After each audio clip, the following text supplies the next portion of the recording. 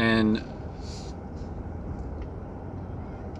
so God created he, him.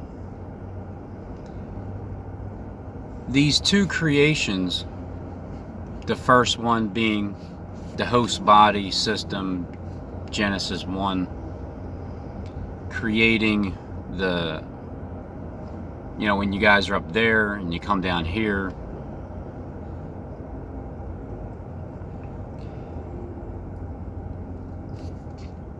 when you create he and him inside of one body, then you have a male and a female inside of a vessel. Now, how do you do that? There's people born with both sex organs. So, what do you choose to be? And what you do choose to be, you're going to have people that are judging, even when they know. See, I thought at one point, like, what if you just don't know that Jonathan Kleck has both organs? And because this is one of my theories that I'll put out there. Jonathan Kleck has both organs, and he was born into this system as part of the race, the Nephilim race, as a he, him, because God created he, him, the Elohims.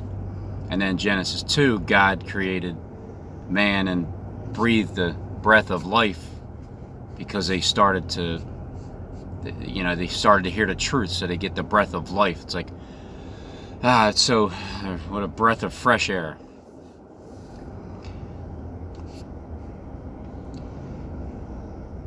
If that's the case, and before Kleck started this thing, this whole system, that he was a woman and then came into the system to become a man, and then at the end, which is now, because this makes more sense than anything, but there's other theories too, options, and I'll try to go over them all. I already did, but repetition, intensity, and reversal or something. Because when you're reversing it, you're looking at it from the other option. So he comes in as the woman that he identifies himself with from birth, even though there's both organs. Then goes into this system here, turns into a man, makes the decision, all right, because once he prayed to, the one bringing the light bringer, brought the light into the system, and that brought in death. So now you got to go back to life. So you go in, you commit to being a man, you go do your things with women, even though you identify yourself as a woman inside, even though you have both organs, and then it's time to go back to just straight come out and say, I'm a transgender, I am a woman. Transitioning from being a man that you don't feel comfortable with because you were born with both sex organs, back to transitioning to a woman. Therefore, you get judged by everybody on the planet that can't see it. What if that is true and everybody's judging Kleck? Like, yo, you liar, you false prophet. Oh, you're a man, you're a woman. And on top of that, he's the landlord of the planet, and you're judging him for that. That's where the hammer drops. Like, but how are you supposed to be able to see that? I'm going to try to help you see it. Then the other option is, well, he could just be a straight man and just decide to be a woman, like all transgenders. just flat out like that, period. Or it could have been a man and then had the actual surgery. But see, people are born like this. This is where Stephen Ben-Nun helps me at least get another perspective of, okay, so you're talking about God created him in one vessel. He, him, penis, vagina, and then it's up to he, him to whatever you want to be, whatever you're, but you were born that way because of the strange flesh that this wasn't supposed to be the case, but in order to manipulate DNA and have one vessel become both in one instead of being he, him in one, which is like in the spirit of the male and the female, the feminine, the love part of the woman's spirit, not the sexual Jezebel spirit as your evil twin doppelganger, but to have like the love of a woman, the nourishing part, but also be manly. That's the second part of creation, where two in one, you're taking both. When you're born again, you're taking both sides that you have and you're reconciling it, and you stop warring with yourself. You stop judging other people, you stop pointing the finger, you stop playing stupid. Stop acting like you don't know. Oh, the Klingons. God created Klingons too. So there's people that actually know this truth that are in opposition of Jonathan Clegg. They know what I'm saying is true. If that's true, if that theory is true, they know that, but yet they're still angry because I'm sticking up for Jonathan Clegg.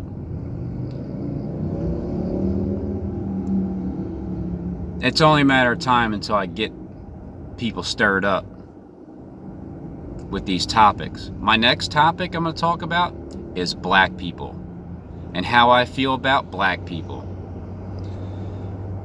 Because this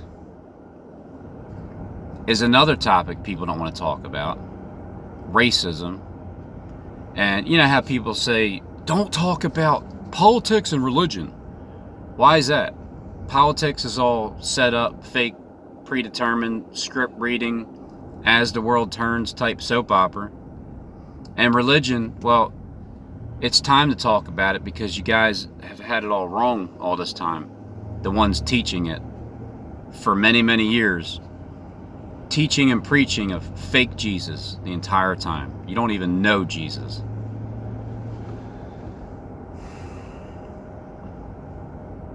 So there's the options of what it is with Clegg, that Clegg was going to tell us regardless if I appeared or not. I probably just helped the segue and to fill in the empty pieces of the puzzle that need to be fulfilled in order to have an entire map laid out. His purpose was to expose everything. But when you have your perception of he is 100% evil, that's fine, I understand, because at one point he'll agree with you and say that's exactly what happened, because doing these evil things. But at this time, it's his purpose to expose everything from the inside. And if he finds the truth, he turns to the truth. But everybody else who's lingering along, because you know him, you know who Jonathan Clegg is, Mother Goddess, right? You guys know him. You don't know him like that, like the way that Sodom and Gomorrah is portrayed in the Bible to know. But it's to know, like to know who that person is what the real meaning of know is. But the sick, perverted, and twisted mind will twist it to the part where it's perversion. And you can perceive it the exact opposite of what it means.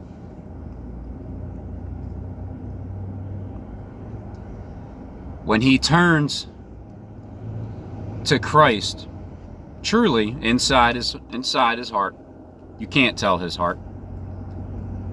He turns to Christ inside, and everybody that's been clinging on to him, and that was promised, broken promises, all those people, it frightens them to hear what I'm saying, that Kleck has come over here on this side, on my side. I've come against Kleck as much as I possibly can with everything, even being gay, even judging him for saying that. Oh man, this is so perfect how this works, because it's like being neutral. You can't blame the person who was born with both sex organs for choosing which one they want to be, when it's Satan's domain. Like, this is the thoughts injected into people's heads, gets them to do things like that, to manipulate DNA so it can be that way. Because is it a natural thing for that to be the case? Probably not. Probably not. But it's true, it does happen. And that's how everybody gets, like, spiritually screwed. I've learned one thing over these past years on YouTube. Stop judging people. Stop judging them. It's sickening. Just stop. Because when you do that, you perceive that you are correct. And you just hate when other people think something different of you.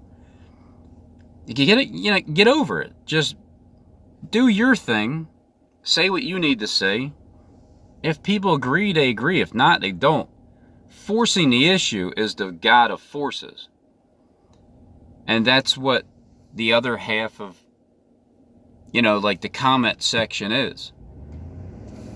It's broken in halves. Well, actually in thirds. There's that group. There's the group that does believe the things I'm saying, and there's the group in between.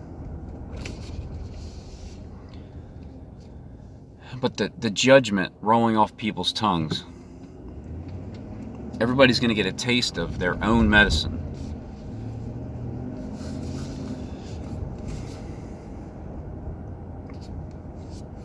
And for the last time, because I will talk about commenters who, because I pay attention to you guys, I comment back and forth. It ain't about I'm controlling Robin's mind now. Yes. Now I give people farewells. I show their comments and say bye-bye to you, and you'll make another account acting stupid, like you don't know anything, but that's the way it is. It's just the way it works.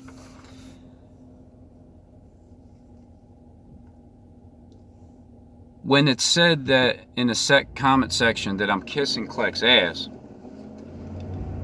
or I had it right the first time with Kleck, now I don't. Now, I have it right now, exactly, and that's why I got resistance from Klingons, who were so kind in the beginning. But when I start nailing down the truth dead on, and you know it, because you're from the inside, you're for the other side. You're working for the other brother. Then, if not being the other brother, with multiple accounts.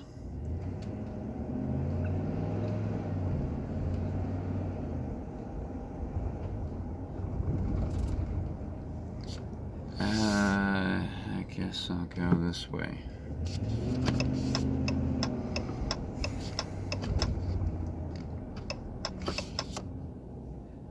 So all these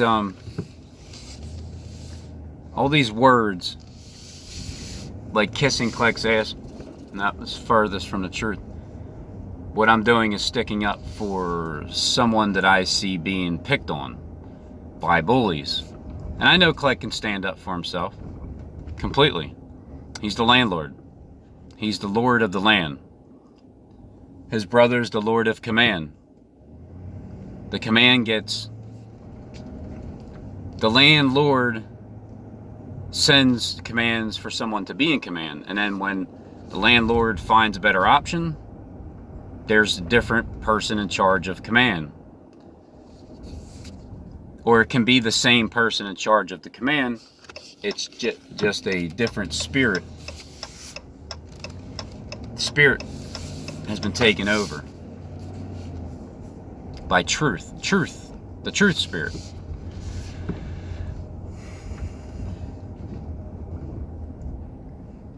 Now, maybe I'll get into it a little bit. Yeah, I probably will. I used to be a racist towards black people, towards Mexicans who are spacklers, and because it's just the way I was brought up, watching TV and seeing the racism. Then I started to think for myself, and the part that I don't know if I have enough time to talk about it, but I'll start it out like this. When I went to jail for the 1.5 years for good, and I was locked up around mainly black people, and I started to see people differently, because in jail it's like people are just straight animals. And then the white kids that are in jail, they're trying to be black, as if like trying to fit in, because I don't know whether they're scared or that's just how they were. But when I was in jail for the 1.5 years, I went to 2 different jails, Bucks County prison and then Montgomery County. Bucks County, once I got in, I was dug in. I got a job at the kitchen. I went to the kitchen workers block. It was quiet. They have a door that shuts. You got a TV. I started to get settled in. I wasn't so hateful anymore, because I was my own worst enemy. But then I got transferred to Montgomery County prison halfway through, because I got sentenced over there, and it's like, man. Then there's cages. There's cages. And people are literally climbing up on the cages, like just yelling and screaming. You can't get any sleep. Oh, it's so irritating. And I had this black cellie, and he used to irritate me so bad because he was trying to trade his juice for Brefix. Like, what? Who the hell's gonna give you their damn Brefix for your juice, man? Ah, man, it used to get on my nerves.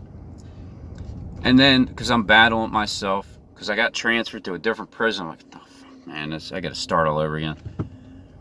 And then this black guy in my cell, he would just like, in a split sec, just knock. I was just talking to you 2 seconds ago. Where'd you go? And then at one point, he gave me this book. It was a Christian book. Now, the first time I went to jail, after a few days, I prayed to God to save my soul, because I can't do it anymore. I'm a freaking loser. And so it started to work at that time. Then I got transferred to another, and I didn't know, am I saved? I was going through this thing of, lies that I've been told my entire life. And then once I got this book and then I started to read it, the guilt settled in. Once and for all, my hatred towards black people finally hit me in the face. Like, who are you to have judgment against black people? Because of what reason? This guy, a kind guy, he was trading his cereal for milk or whatever it was. And that's what he wanted to do, because of insulin. It was insulin. So I was judging him at first. Like, what the fuck? Who's gonna do that? It was because of insulin. It's like judging Kleck not knowing the sex organs. If you don't know, shut your mouth. Then I started to talk to him, and I really started to appreciate who he was. And I prayed again for God to save my soul, because my anger towards black people, I felt bad about it. From that point on, I stopped. Just like the flick of a switch. But people don't have these experiences, so they don't get to stop being their own worst enemy. And then it just trickles down with everybody and everything. When you stop judging other people, you start to just settle down. It's not so important for you to force somebody to believe what you believe. It just ain't. If I'm being led astray, let me be led astray. I'll find out one way or another how not to be led astray anymore. Because usually you got to go through it. So I've done my judgment. I'm finished judging unrighteously. Oh, this sucks for this guy. I've done this to people too. I've literally done this to people.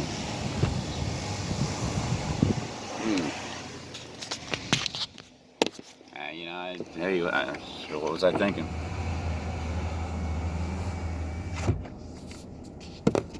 Black Lives Matter. If you go by that slogan, then tell me, what lives don't matter? If Black Lives Matter, then which lives don't?